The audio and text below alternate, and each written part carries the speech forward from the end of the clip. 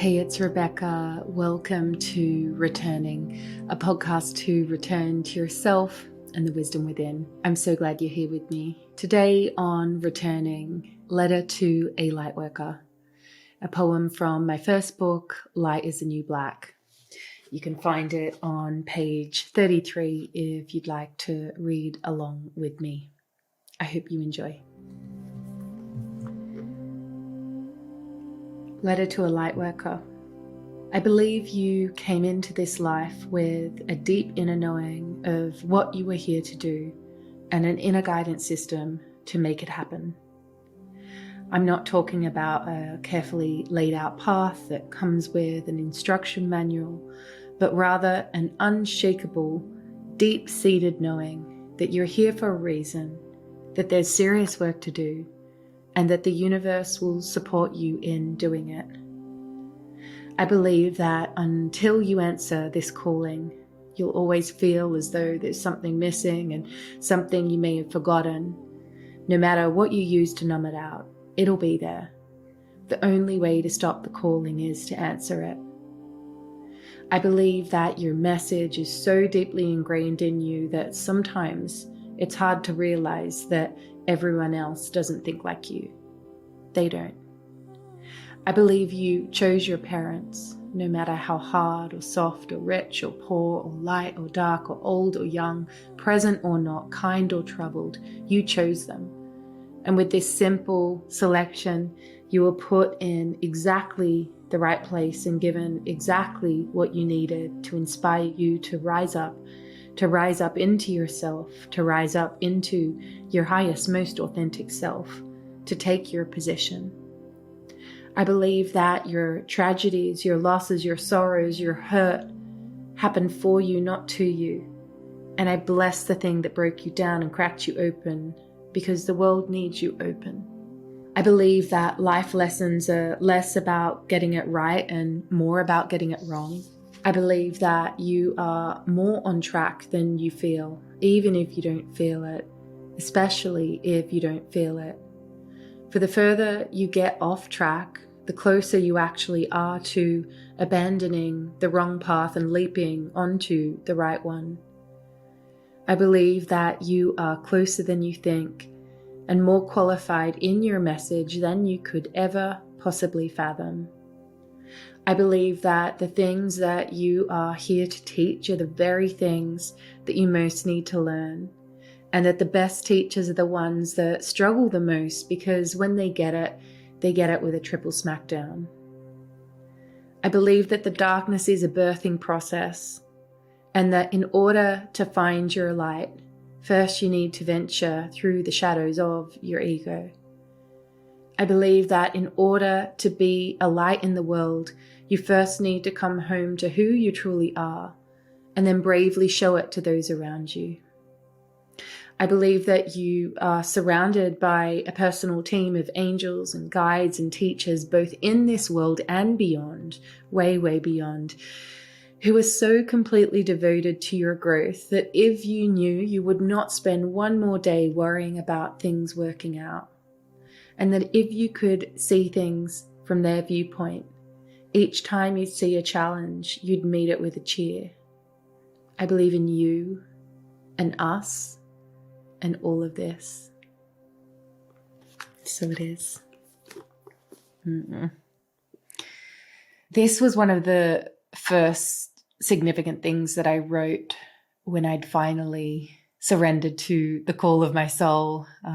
I'd received a vision for so many years that I'd be writing books and I'd be praying to God or the goddess, the universe, to just tell me what to do, like what's the next step. But I couldn't see the path. And then eventually I started receiving guidance that I was to write a book for light workers, encouraging them to be courageous and share their voice. And I was really frustrated at receiving this because I felt like I was a light worker and I'm the one who needed the courage to follow the call of my soul and share my voice and all of that. And so there began my writing process and progress of literally writing to myself, writing what I most needed to hear. I remember where I was when I received Letter to a Lightworker. I'd been kind of dancing around it a little bit. So the word lightworker was one that at the time really resonated with me. I think these words and labels, they're tricky because it's like we need to claim the title in order to then release it and not need it, you know? So I don't use the term lightworker that much now. I'm the word that resonates even more for me now is mystic, which is about having the direct experience of the sacred. But lightworker and healer, these were two words that I really, really, really needed in order to claim and embody who I was from a soul perspective. And so Letter to a Lightworker was really like a manifesto for me, an anthem of encouragement, encouraging me to gather the strength to trust that inner voice I had within me since I was a young girl that said there is work that you came here to do. There is a call that you came here to answer, a yearning that you've always felt.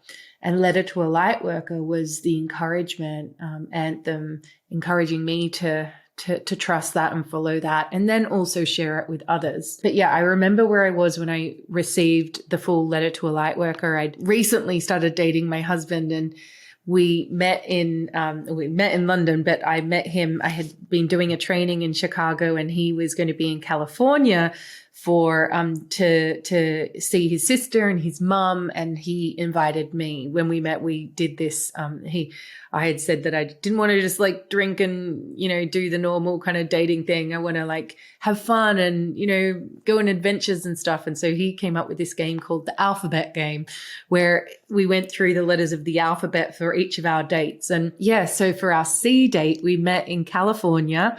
And we'd gone to bed. We were staying near the beach, and as would so often happen, and does so often happen when I'm writing, especially back then before I had kids, I would find that sometimes through the night in my sleep, I'd connect with the energy I was writing with, and that happened that night. It was our first night in California, and I remember just like hearing Letter to a Lightworker come in, I connected with like the energy I was channeling for Letter to a Lightworker, and Light is the New Black was the Council of Light, who I'd been connected to for quite some time.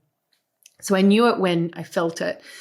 And I went and sat in the armchair just next to the bed. So I was kind of like in the dark. I had my phone and I was writing it on my phone.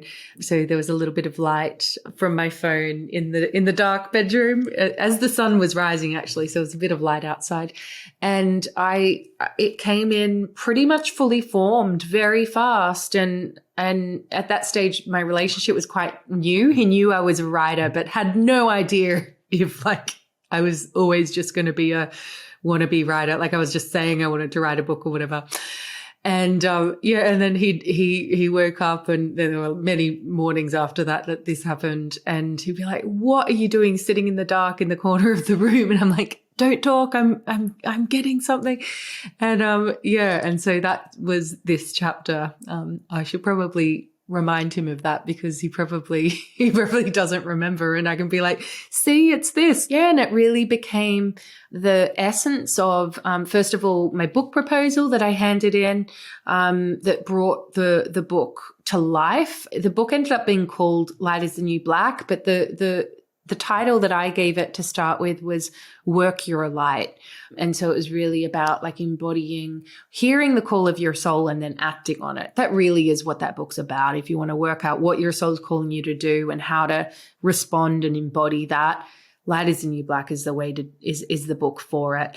And yeah, and then it was also the thing that kept me on track while I was writing the whole book, because it was my first book and I had no idea how to write a book, especially the way I write. It's not very linear, and so it's more energetic, and I receive things kind of like in full as I do, and then there's lots of weaving that happens around that. So that is the story of Letter to a Lightworker, which is on page 33 of Light is the New Black. I do sometimes update this book. I haven't updated it for quite some time. I feel like I'm always updating my writing. I'd be editing forever if I could. But on my copy, it's page 33. So yeah, curious if you've heard it before, how it lands with you. And yeah, if you don't have the book and you want to check it out, head over to lightisthenewblack.com. All right. I'm holding you in my prayers as always. Loads of love.